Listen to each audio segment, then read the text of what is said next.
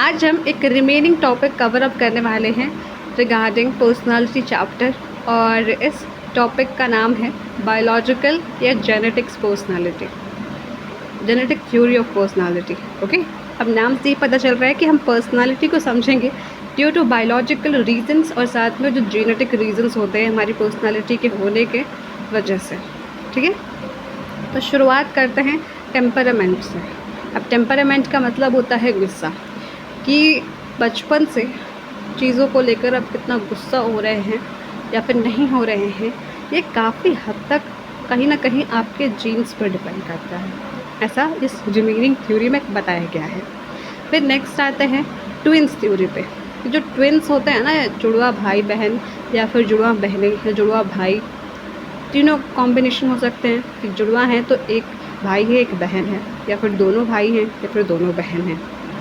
तो उन सिनेरियोज़ में दो अलग अलग इंडिविजुअल्स हैं लेकिन उनकी पर्सनालिटी में काफ़ी सिमिलैरिटी होती है। मैं ये नहीं कहूँगी कि हर एक चीज़ दोनों के बारे में सेम होती है, ऐसा नहीं है।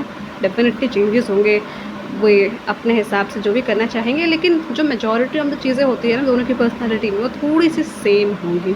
चाहे अगर वो अपने घर पर रहकर, जैसे मान लीजिए दो जुड़वा बहनें हैं, एक अपने घर पर है और एक बाहर रहती है बचपन से हॉस्टल में, तो भले ही दोनों अलग अलग जगह रह रही हैं लेकिन दोनों की पर्सनालिटी में थोड़ी बहुत नहीं, थोड़ी बहुत से ज़्यादा सिमिलैरिटी होगी।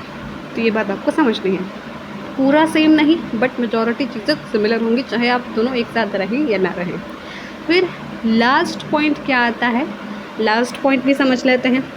लास्ट पॉइंट में बात होती है न्यूरोकेमिस्ट्री की। मतलब जैसे हमने देखा कि people to people personality differ करती है, कोई इंट्रोवर्ट होते हैं तो कोई एक्सट्रोवर्ट होते हैं, तो कहीं ना कहीं उनका इंट्रोवर्ट होना या फिर एक्सट्रोवर्ट होना उनके अंदर जो जीन्स होते हैं ना उन पर भी डिपेंड करता है।